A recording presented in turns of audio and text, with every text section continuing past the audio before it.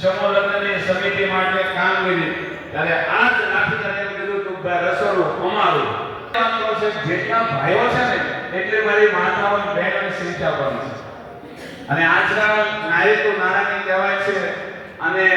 પુરુષ સમોડી આજે સ્ત્રી બનતી જાય છે ત્યારે ખૂબ એક આનંદની વાત એ છે કે ગયા વર્ષે 2 દિવસની વાર હતી અને આપણા બીજા પાટીદાર ભાઈઓ રાત્રે રસોડાઓ અને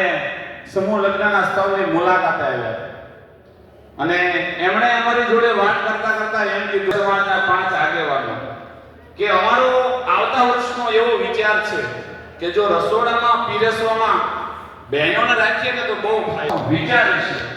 પણ અમારે તો આ વર્ષે લાઠીના ટોટલ બહેનો પીરસવાના છે અને તમારા ગ્રામના બહેનો માતાઓએ 400 જેટલી માતાઓએ પીરસી અને અન્ન દેવતાનો જે બગાડ થવો જોઈએ એ થવા નતો દીધો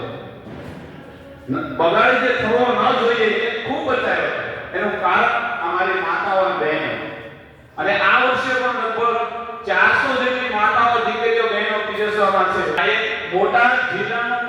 એક હાથીના પગ જેવું ગામ છે અને અમને પણ ખૂબ આનંદ અને ગર્વ છે કે